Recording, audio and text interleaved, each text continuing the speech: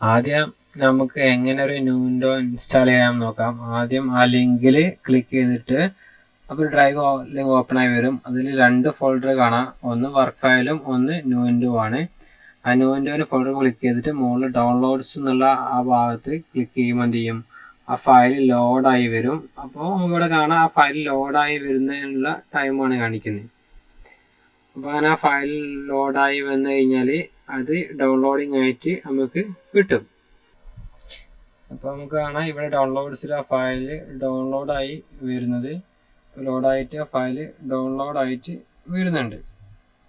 Downloading complete ചെയ്യാൻ നമുക്ക് എന്ത് ചെയ്യാം, ആ ഫയൽ ഫോൾഡറിലേക്ക് ഓപ്പൺ ചെയ്ത് കൊണ്ടുവരാം. അപ്പോൾ ആ ഫോൾഡറിൽ നമുക്ക് കാണാം ആ ഒരു ന്യൂ വിൻഡോൻ്റെ ഫയൽ കാണിക്കുന്നത്.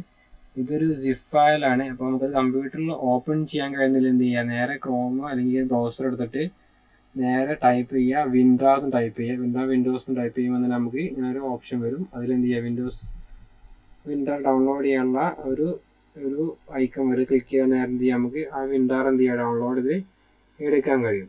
അതായത് സിപ്പ് ഫയൽ റീഡ് ചെയ്യാനുള്ള ഒരു സോഫ്റ്റ്വെയർ ആണ് വിൻഡോർ. നേരെ എന്ത് ചെയ്യുക, നേരത്തെ പോലെ തന്നെ ഫോൾഡറിൽ ഓപ്പൺ ചെയ്യുക, വിൻഡോർ എന്ത് ചെയ്യുക, നേരെ ഡബിൾ ക്ലിക്ക് ചെയ്യുക. അപ്പോൾ എന്ത് ചെയ്യുക, നേരെ ഇൻസ്റ്റാൾ ഓക്കെ കൊടുക്കുക. അപ്പോൾ ആ വിൻഡോർ ഇൻസ്റ്റാൾ ആയി. ഇനി നമുക്ക് എന്ത് ചെയ്യുക, ന്യൂ വിൻഡോൻ്റെ വിൻഡോർ ഫയൽ ഓപ്പൺ ചെയ്തെടുക്കുക. പക്ഷെ ക്ലോസ് ചെയ്യുന്നിട്ട് എന്ത് ചെയ്യുക, ആ ഒരു സോഫ്റ്റ്വെയറിൽ ഡബിൾ ക്ലിക്ക് ചെയ്യുമ്പോൾ എന്ത് ചെയ്യും, അത് ഇൻസ്റ്റാൾ ചെയ്യാനുള്ള ഓപ്ഷൻ. അപ്പോൾ ഇതിങ്ങനെ പിന്നെ എറർ കാണിക്കുന്നുണ്ടാവും ചിലപ്പോൾ ചില കമ്പ്യൂട്ടറിൽ. മറ്റേ എന്ത് ചെയ്യും, നേരെ ഇൻസ്റ്റാൾ ആയി പോകും.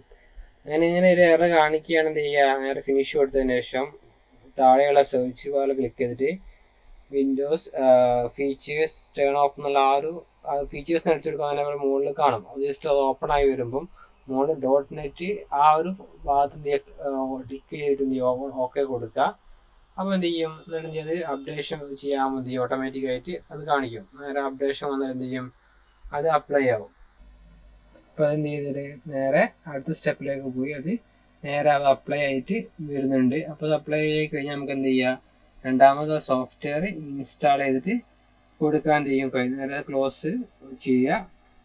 നേരത്തെ പോലെ തന്നെ ആ സോഫ്റ്റ്വെയർ എടുക്കുക, അതിൽ ഡബിൾ ക്ലിക്ക് ചെയ്യുക. അപ്പോൾ ജസ്റ്റ് എന്ത് ചെയ്യും, ലോഡായി വരും. നെക്സ്റ്റ് കൊടുക്കുക.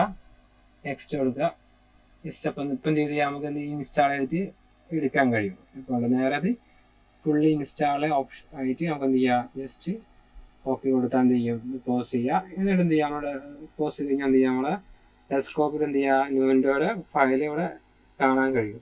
നേരെ ക്ലിക്ക് ചെയ്താൽ എന്ത് ചെയ്യും, നമുക്ക് ന്യൂ വിൻഡോ ഓപ്പൺ ആയിട്ട് എടുക്കാൻ എന്ത് ചെയ്യും കഴിയും. ഇങ്ങനെ നമുക്ക് എന്ത് ന്യൂ വിൻഡോ സോഫ്റ്റ്വെയർ നമ്മൾ ലാപ്പിൽ അല്ലെങ്കിൽ PC ഇൻസ്റ്റാൾ ചെയ്യാൻ ചെയ്യേണ്ട കാര്യങ്ങൾ.